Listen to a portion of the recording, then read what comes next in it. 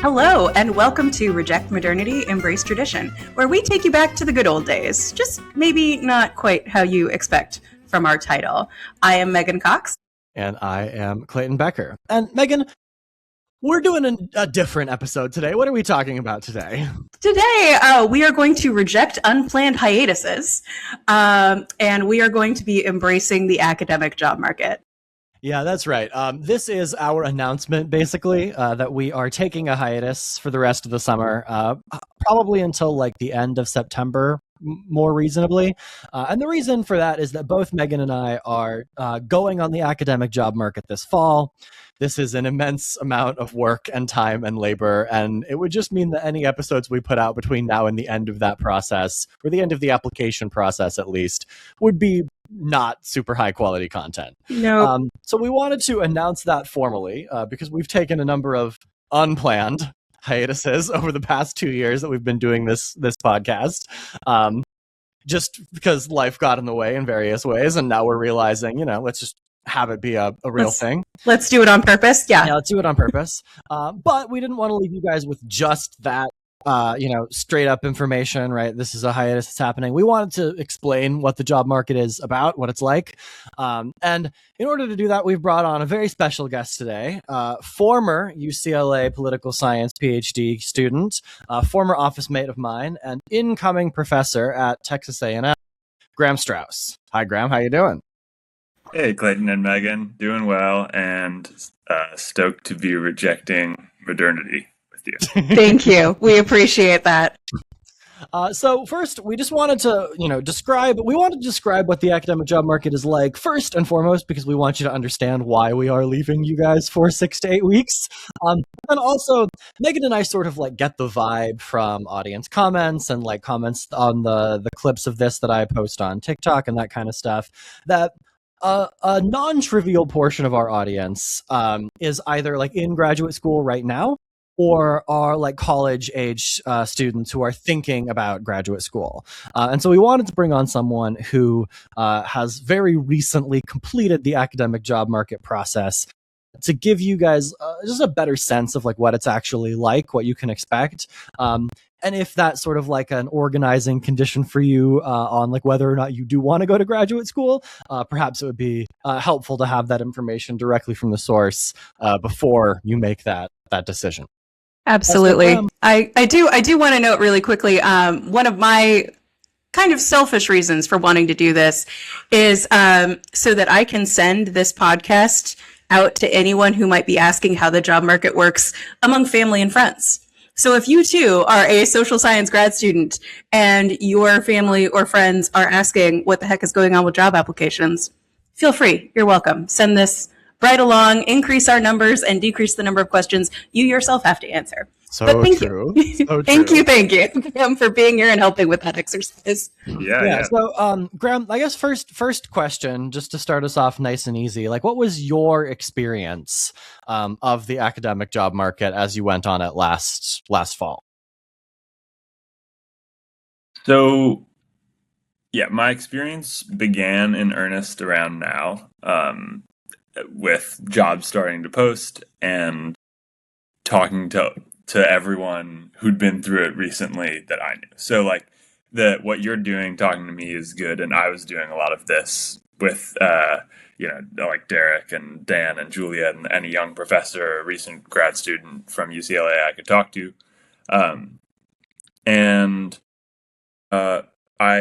So just looked at every job posting, and I made a spreadsheet, and I wrote every single job that was remotely related to what I do. And so this is an interesting part about the social sciences and political science and academic jobs, that often committees are looking for something very specific, but it's enough in the ballpark of what you research and do and what you're trained in. And the person who ultimately gets that job will probably be someone with a similar training to you, but whose research project that they're shopping around on the job market is more specifically tailored to what that job is looking for. Anyway, so I made this big spreadsheet, and it had lots of jobs. And the way I approached the job market is that I knew I'm going to apply to every single job I can. And so that's not how everyone does it. That's how I did it. And so I just applied to every job related to what I do, and started making a list around now, polishing that paper up until applications were due, and then getting applications in, and that's a big packet with a lot of material that I'm sure we'll talk about all that goes into that later. And then basically biting my nails and hoping for the best. Graham did have a little piece, a little thing that he'd written on the whiteboard in our office that said endless toil. And he one day walked into the office and erased the endless and wrote toil over. And that was the day that he got offered the A&M job. That's outstanding. That's really good. So when you said polishing that paper, what is that paper? What is the writing component of the job application? So yeah, every job in academia, at least my sphere of it, asked for a writing sample. And so that is what we call the job market paper. And that is what, it seems to me, sort of modern social science PhD programs are kind of oriented around. And so that is, that's writing, that's research, that's like a contained research project that you'll send out to committees, and they'll, if they're interested in you, they'll read that. And that contains, all that is like a journal article. And for me, that was research on the effect of income on voter turnout in the US using administrative data from public employees. And I just knew, I had known for a long time, this will be my job market paper. Some people are a little bit different, and they have like 3 different really promising research projects, and it makes sense to use one as a writing sample for one job, or one as a writing sample for a different job, or you'll send 2 writing samples to some jobs. And so, but is that responsive to your question? Yes, it is. It is. The writing sample it's your best research project. Yeah. Basically. Yeah. The concept of the job market paper is something that I have been explaining to folks over the course of the past few months. Yeah. Very few people outside of maybe even like economics and political science and the social sciences really appreciate. Because when you apply to most jobs, there's no super high stakes writing sample. It's like, no, send a CV and maybe a cover letter, which maybe people read. Yeah, exactly. Yeah. It's a high stakes writing sample is the best way to describe this exercise. So, I mean, for me, it's the first chapter, basically, of the first empirical chapter from my dissertation. I think that's the case for a lot of people, or it's one of their 3 papers if they're doing a 3-paper dissertation format. But this is why, I keep saying to folks, I got to get this done. I got to get this done now. Well, you're going to graduate at the end of next year is what you're hoping to do. It's like, yes. However, yes. Yeah, the timing is really confusing to a lot of people. Yeah, the important nuance is you apply for jobs the year before you hope to start them, right? It's like an extremely drawn out process. Yes. Yeah, like for the jobs that Megan and I are applying for this fall, in fall of 2026, will start in fall of 2027. Like we are, and that's just super unusual for hiring. For people in any other industry, it's very bizarre. Do we know why we do it this way? Yeah, you could also imagine that people just graduate, and then during the summer, like this summer, I would have just graduated my PhD and then be applying for jobs. I think if I had to guess, like I don't know the history of this, but if I had to guess, I would guess that like some schools started doing this like early because they wanted to get the best candidates, right? Yeah. It's like how like in primaries. Yeah, well, no, it's like how like internships for like business school students, internships for like law students, like that recruitment starts really, really early. And like the legal profession had to like put structures in place to be like, you can't start recruiting your interns for like, the summer of 2027 or whatever, like before the beginning of the academic year 2026, 2027, right? So if I had to guess, that's like how it started. maybe like some schools were like, well, we want to get the best professors, so we're going to put our jobs out early, and they just had like the first mover advantage type thing. Yeah, I mean, there's also a ton of onboarding. Yeah, and That I I'm imagine it's also doing like, now. Like if I were applying now and classes start on the 24th at Texas A&M, like it just that would be really that that would be more the hiring speed of tech, which is can work for tech, but it could never work for academia. Sorry, No, and I mean, how long does it take to get reimbursed by UCLA for something? Like well, you that's true. Well, but then, I mean, you think about it, I guess maybe, you have to develop a syllabus if it's a new prep for you. Additionally, they want to offer a course schedule. They want to know what they're offering. And I don't know at what point you have to submit a fall course schedule to the registrar.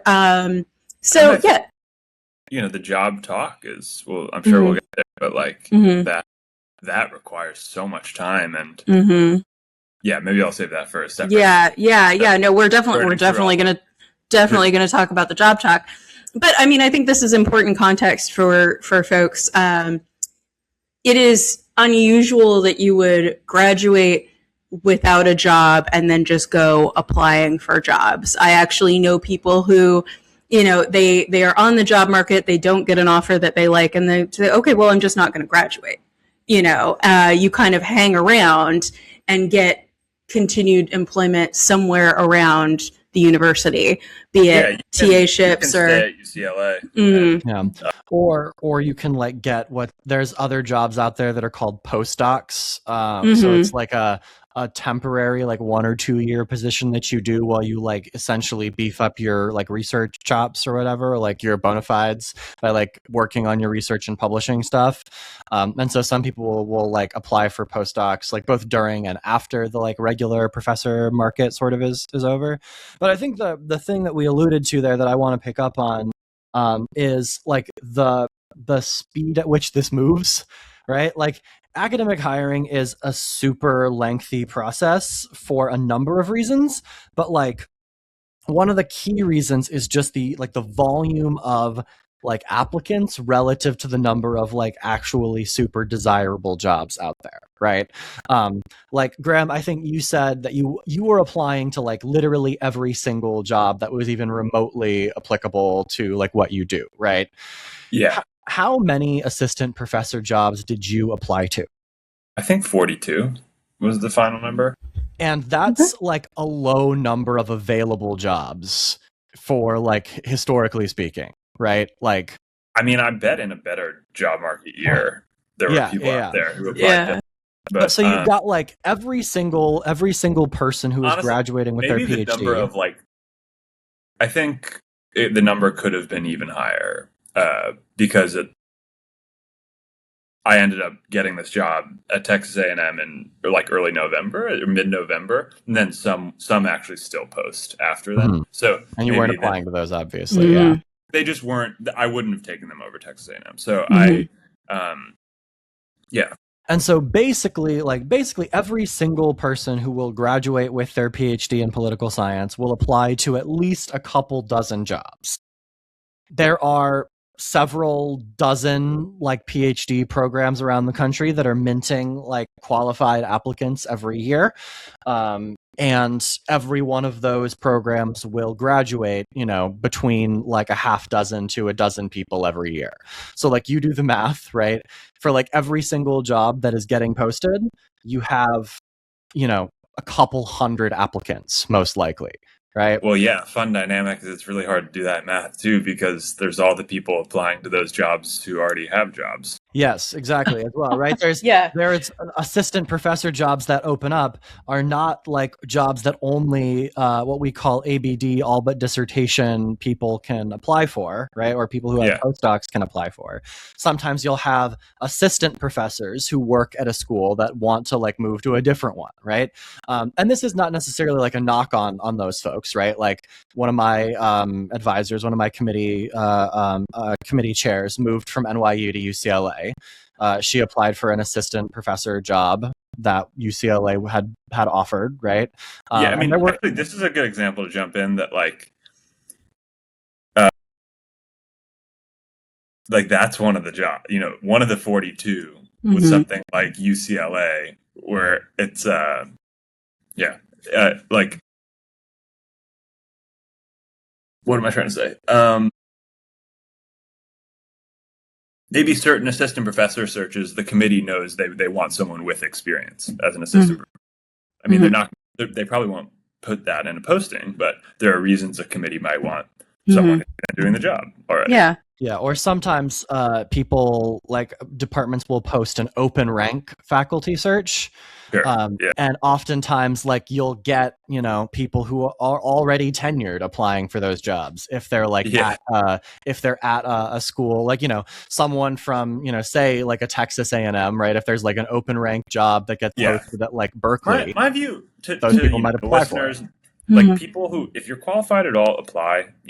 There are probably some jobs that are going to feel like a real reach, and you feel like you probably won't get it. That's okay, because like you're putting your file in their hands, and they might take an interest in you for a different role, or like you just never know what's going to happen. And so one thing about the pace at which things move is that it's slow with sprints in the middle. So what I mean by that is it's like this long, slow toil, as I put on the whiteboard in our office, but it's when things start moving, they move really quick, at least in my experience. So like you send off all these files, you hear nothing. It's radio silence, it's crickets. And then one day you might get an email and they want to interview you, and that's on Friday, and then you hear back from them Monday, and it's like it's suddenly off to the races.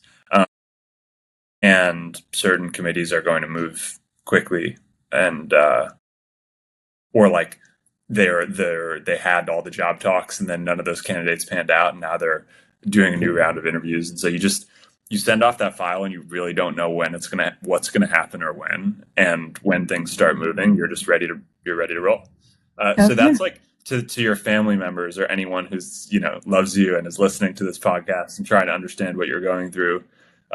Often there will be no updates. It's just like, I think even for the most successful candidates, they could probably say this, like people who fared way better than I did on the job market could probably say the same thing. I think an important reason behind this is that, like, unlike like a regular job that you're applying to, like, my understanding is that when you send in like your file, if like you look even remotely interesting to them, they're going to read the entire thing. Like, if you are what they're looking for, they're going to read the full job market paper. If they interview you, they're definitely going to read all of the stuff in your packet. I mean, academic departments are small, and they're picking a new colleague, and it just takes a long time to read all this stuff, right? Like, a typical job, I think, if I'm getting these figures wrong, Graham, please tell me. Like, a typical job will like interview like maybe a dozen people out of the like 100 or so that applied, right? I don't. I can't speak that authoritatively on the numbers here. Like, I don't know how many will do the Zoom interview and how many will do job talks. It just depends on so many things. Like, could the dean get a second line maybe, or like these are aspects of academic bureaucracy that at my level I actually don't know a ton about. I think probably in a year or two I'll be able to. We'll call you back. Yeah. I want to jump in and explain a couple of things that were just said. Align. We're throwing around some terms that. No. It's cool. This is what it's for. Yeah, timeout. So align is a job, or the money for a job, basically. You might call this a position in another field, but departments have a certain number of them.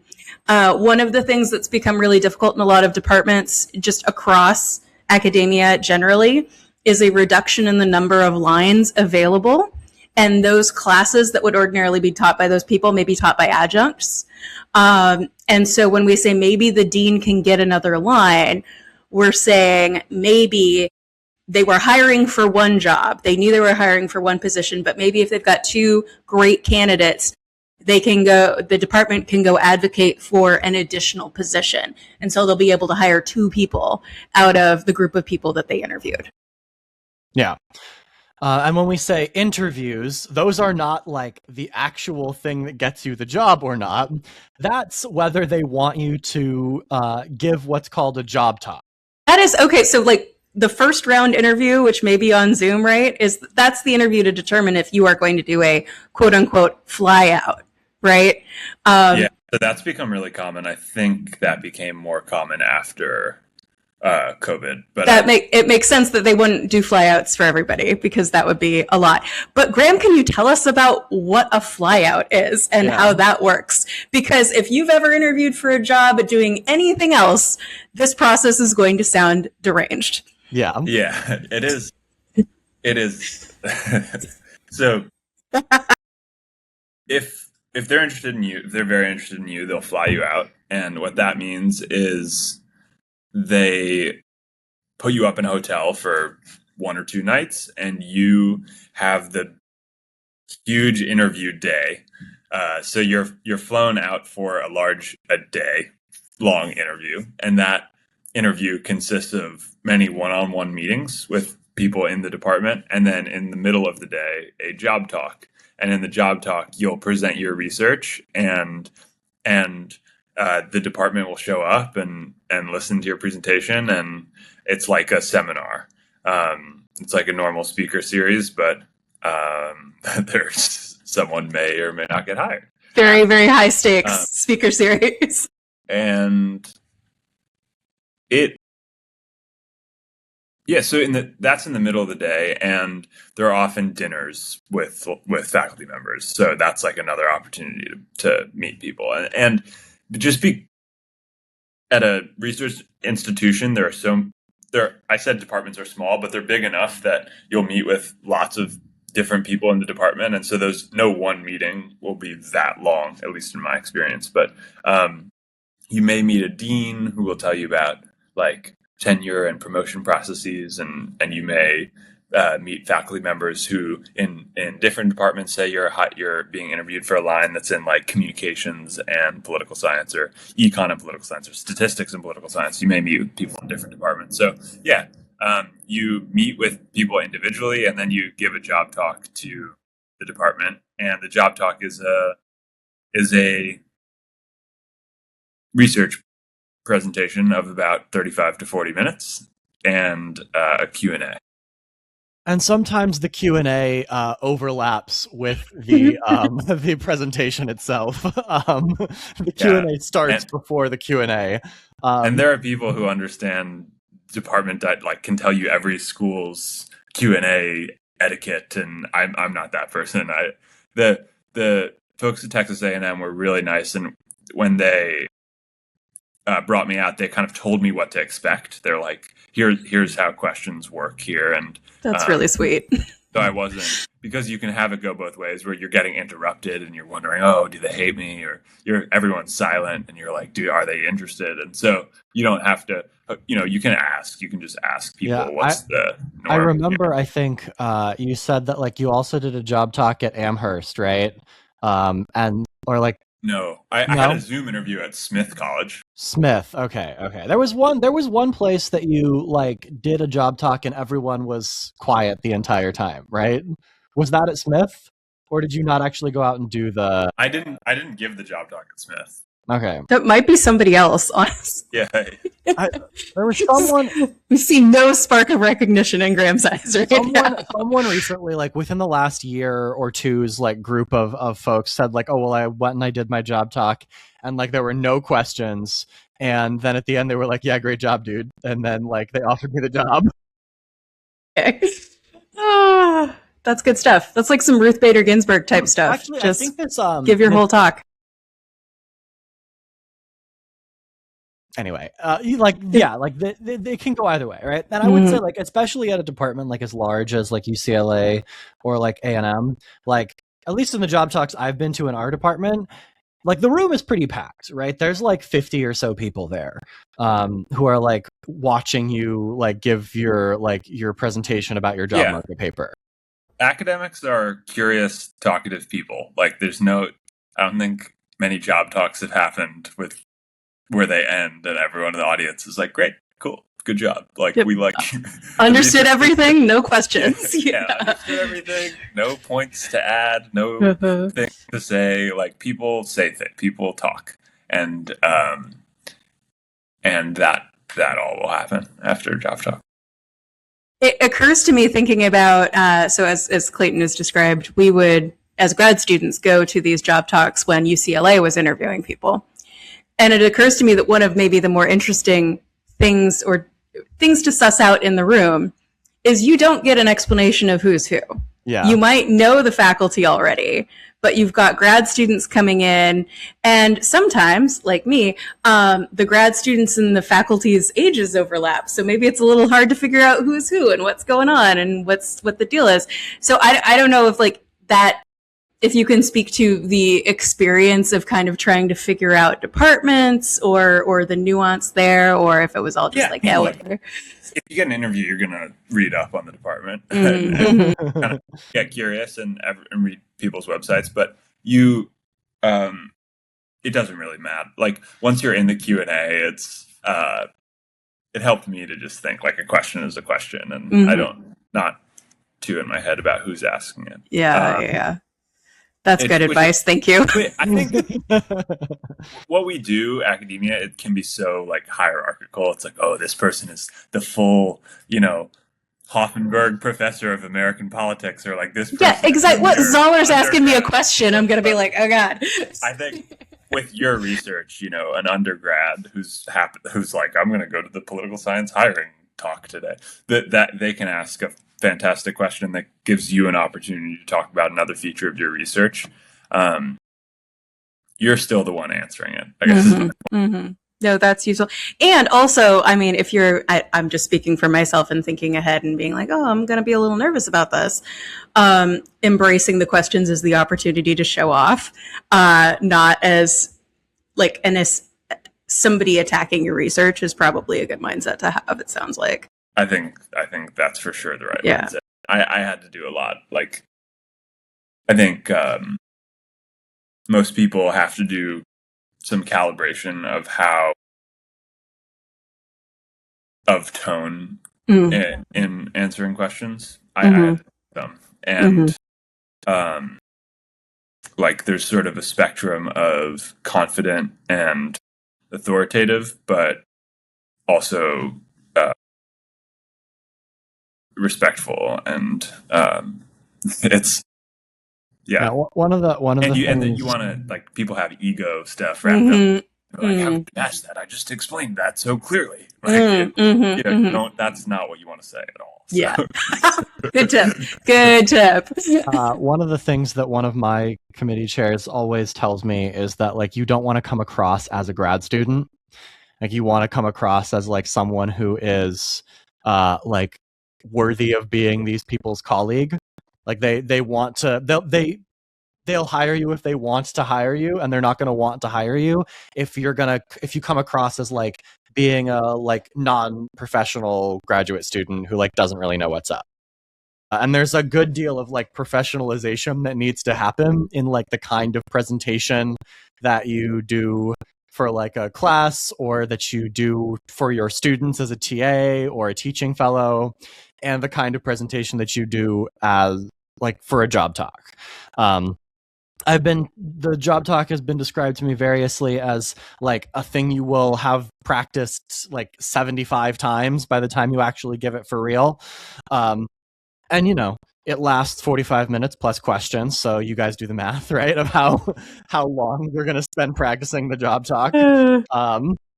And how many hours Megan and I have spent doing this podcast, and how much we might spend otherwise if we didn't go on this little hiatus. So yeah, I mean, it's a lengthy process. It's a lot of work. But maybe, Graham, just to sort of close us out here, could you describe sort of like how the process like wrapped up for you, right? Like, when you got the job, how did it work out? What was the like process afterwards? Yeah, I mean, I applied to these 42 jobs. I really didn't hear much for a long time. And then I got the 2 Zoom interviews that I've mentioned, one at Smith and one at Texas A&M. The Zoom interview at Texas A&M, I guess, went well, and they flew me out. And then I gave that job talk at the end of October, I believe. And then in early or mid-November, had an offer and was really excited about it. And I mean, thought about it a little bit, but I do want to keep doing research and I want to keep teaching. And this job, it's amazing. It gives me the opportunity to do that. I feel so lucky to have this job. There's so much, there's a lot of chatter right now about academia and it is under threat but it also has these issues and what is it, AI and like it just, there's so much going on, but I'm really excited about this opportunity and I didn't have to think that hard. I wasn't like, there was no credible, like, oh, I'm not going to take this because there's something else I want to do. Right now, I want to do this. And I was feeling like, okay, I'll move to wherever I can get a job. And that's a vibe. I mean, that is one way to approach it. And I have a lot of reasons I could stay in LA and do something else. But I think my willingness to move, well, it actually, I didn't get a job in LA, so my willingness to move was a necessary prerequisite to my eventual outcome. And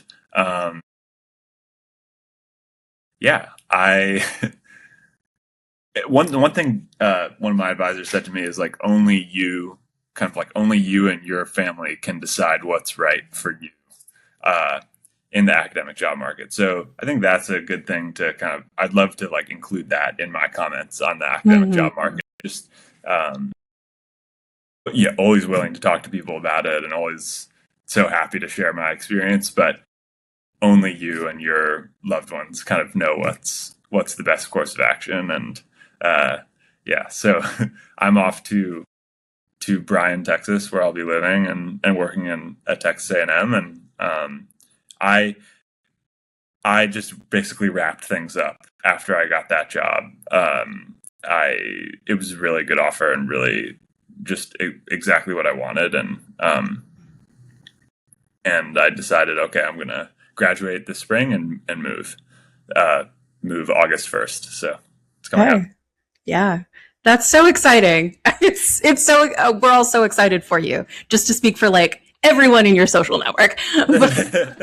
Thank you. Yeah.